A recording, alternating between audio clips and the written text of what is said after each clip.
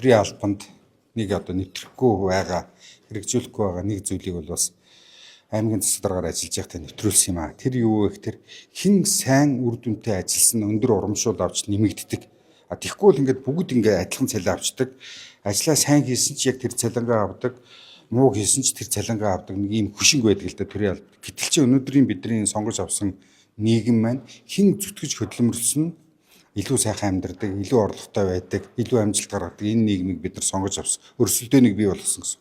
Тэгэхээр одоо өнөөдөр 5 жилийн өмнөөс Говьалтай аймагт хэрэгжүүлж эхэлсэн нэг туршлага бол шавнар нь сайн сураад улсын олимпиадаас медаль аваад элсэлтийн шалгалтаараа амжилт гаргаад аймагаас бүсээс ингээд одоо амжилт гаргаад эхэлсэн багш нар нь 50 хүртэлх сая төгрөгийн урамшуул авдаг болсон л доо. Тэгээ 50 сая гээд удахч нэг 12 сард хуваагдсан бараг 1 сард 4 сая төгрөг гар болж шít. Тэгэхээр аймагт одоо Говьалтай аймагт жишээлх юм бол энэ жилийнхээ ажлын үр дүнгээр 30 сая төгрөг 20 сая төгрөг авдаг. Энэ бол зүгээр юм жирийн үзэгдэл болцсон.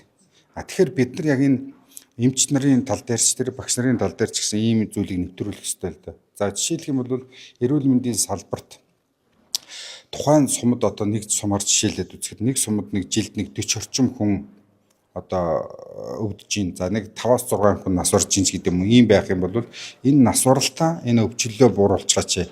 Хэрвээ энэ нас баралт өвчлөлчин буурах юм бол танд бас ингээд одоо танай эрүүл мэндийн төвийн нэг за нэг 10 хэдэн хүн байлаа гэж бодоход бүгдэнд нь урамшуул олгодгүй байя.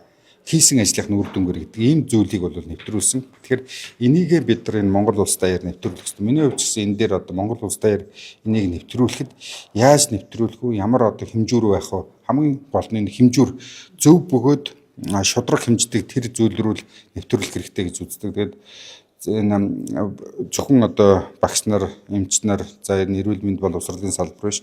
Нийтээрээ энэ одоо жишээлбэл энэ юуны соёл урлагийн салбарынхан байж байна. За дараа нь төрийн одоо цагдаа нарч байд юм уу төрийн албач бүгдөө л үнэхээр амьдралд мөнгө хүрэхгүй байгаа шүү дээ.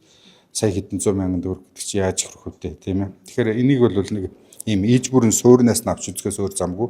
Тэгээд хин үр дүнтэй ажиллаж байгаа нь өндөр одоо ийм орлого гэдэг юм өндөр урамшуул авдаг. Энэ зүйлийг нэвтрүүлэхээс өөр замгүй. Яг өнөөдрийнхөө энэ байдлаар ингээл явах юм.